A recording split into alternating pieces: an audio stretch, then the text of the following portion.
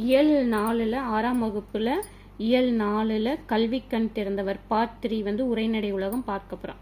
கல்வி நிலையங்கள் காலந்தோறும் மாறி வருகின்றன. தொடக்கத்தில் ஆசிரியர்கள் வீட்டிலேயே தங்கி மாணவர்கள் கல்வி கற்றனர். பிறகு நாள்தோறும் ஆசிரியர் வீட்டுக்கு சென்று கல்வி கற்றனர். அதன் பிறகு பொதுவான ஓரிடத்தில் மாணவர்களுக்கு ஆசிரியர்கள் கற்பித்தனர். இவையே இன்றைய பள்ளிக்கூடங்களாகும். முன்பு ஒரு சில ஊர்களில் மட்டுமே பள்ளிகள் இருந்தன. இன்று பள்ளிகளின் எண்ணிக்கை அதிகரித்துள்ளது. இத்தகைய கல்வி புரட்சிக்கு வித்திட்டவரை பற்றி நாம பார்ப்போம். கல்வி கண் திறந்தவர் யாரு? காமராஜரை பத்தி தான் பார்க்க போறோம். சிறுவர்கள் ஆடு மேய்த்து கொண்டிருந்தனர். அவ்வழியாக வந்த மகிழுந்து ஒன்று அங்கே நின்றது. அதிலிருந்து ஒருவர் கீழே இறங்கினர். ஆடு மேய்த்து கொண்டிருந்த சிறுவர்களை கூப்பிட்டு அவர்களோடு உரையாடினர். என்னடா தம்பிகளா, பள்ளிக்கூடம் போகாமல் ஆடு மேய்ச்சிக்கிட்டு இருக்கீங்க, ஏன் பள்ளிக்கூடம் விடுமுறையா என்று அவர் கேட்டார். பள்ளிக்கூடமா? அதெல்லாம் எங்கள் ஊரில் என்றனர். கிடையாது என்றனர். சிறுவர்கள், அப்படியா, பள்ளிக்கூடமா? அதெல்லாம் எங்கள் ஊரில் கிடையாது அப்படின்னு சிறுவர்கள் சொன்னாங்க. அப்படியா, உங்கள் ஊரில் ஒரு பள்ளிக்கூடம் இருந்தால் நீங்கள்லாம் படிப்பீர்களா என்று கேட்டார் அவர். ஓ, படிப்போமே என்றனர் சிறுவர்கள். ஊர்தோறும் பள்ளிக்கூடங்களை திறக்க வேண்டும் என்று முடிவுக்கு வந்தார். பள்ளி விழா ஒன்றில் பங்கேற்க சென்றார் அவர். அப்போது மாணவர்களிடம், படிப்பறிவு இருந்தால்தான் நாடு முன்னேற்றமடையும். எனவே நாடு முழுக்க 50,000 பள்ளிக்கூடங்களை திறக்க முடிவு பண்ணியிருக்கோம். குழந்தைங்க நீங்க எவ்வளவு தூரம் நடந்து போவீங்க? நீண்ட தூரம் நடந்தால் களைத்து போய்விடுவீங்க. அப்புறம் எப்படி படிக்க முடியும்? அதனால் 1 மைல் தூரத்தில் ஆரம்ப பள்ளி, 3 மைல் தூரத்தில் நடுநிலை பள்ளி, 5 மைல் தூரத்தில் உயர்நிலை பள்ளி இருக்கணும் திட்டம் ஒன்று பேசினார். அதாவது என்ன திட்டம்னா, 1 மைல் தூரத்துல ஆரம்ப பள்ளி, 3 மைல் தூரத்துல நடுநிலை பள்ளி, 5 மைல் தூரத்துல உயர்நிலை பள்ளி இருக்கணும்னு பேசினார். பள்ளி நிகழ்ச்சியில் ஒன்று தேசிய கொடியேற்றி அவரை அழைத்தனர். அவர் கொடியேற்றும் போது அனைவரும் எழுந்து நின்று வணக்கம் செலுத்தினர்.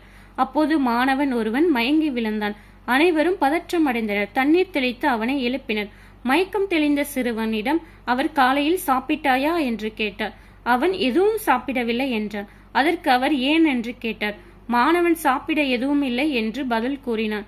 இதற்கு பிறகு படிக்க வரும் மாணவர்களுக்கு ஒருவேளை உணவாது வழங்க வேண்டும் என்று முடிவு செய்தார் அவர். பரமக்குடி தரைப்பாலத்தை பார்த்தபோது உடன் வந்த கல்வி அதிகாரியிடம் பேசினார். இந்த காற்றாற்றில் தண்ணீர் போகும்போது இந்த பக்கத்து மாணவர்கள் எப்படி பள்ளிக்கூடத்திற்கு போவார்கள் என்றார். மழைக்காலத்தில் மாணவர்கள் பள்ளிக்கு வரமாட்டார்கள் ஐயா என்றார் அதிகாரி. அப்போ இந்த பக்கம் ஒரு பள்ளிக்கூடம் கட்டலாமே என்றார் அவர். கல்வித்துறை விதியின்படி 3 மைல் தூரத்திற்குள் பள்ளிக்கூடம் இருந்தால் பக்கத்தில் வேறு பள்ளிக்கு அனுமதி கிடையாது என்று அதிகாரி கூறினார். அவர் முடிப்பதற்குள் நீங்கள் இந்த காற்றாற்றை காரணம் காட்டுங்கள், இந்த பக்கம் ஒரு பள்ளிக்கூடம் கட்ட அனுமதி கேளுங்கள், நான் ஏற்பாடு செய்கிறேன் என்றார் அவர். ஆடு மேய்க்கும் சிறுவர்களையும் பள்ளிக்கூடம் செல்ல வழி செய்தவர் யாரு தெரியுமா? குழந்தைகள் பள்ளி செல்வதற்காக நீண்ட தூரம் நடக்கக்கூடாது என்று எண்ணியவர் யார் தெரியுமா? பள்ளிக்கு படிக்க வரும் மாணவர்களுக்கு ஒருவேளை உணவாது வழங்க வேண்டும் என்று நினைத்தவர் யார் தெரியும்? கல்வித்துறை விதிகளையே மாணவர்களின் நலனுக்காக மாற்றி அவர்கள் வாழும் இடங்களிலே பள்ளிக்கூடங்களை திறக்க செய்த சிந்தனையாளர் யார் தெரியுமா? அவர்தான் நம் கல்வி கண் திறந்தவர் தந்தை பெரியார். பெரியாரால் மனதார பாராட்டப்பெற்ற மறைந்த மேலாள் முதல்வர் காமராஜர்.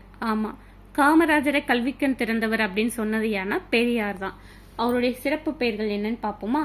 பெருந்தலைவர், படிக்காத மேதை, கர்ம வீரர், கருப்பு காண்டி, ஏழை பங்காளர், தலைவர்களை உருவாக்குபவர். காமராஜரின் கல்வி பணிகள்.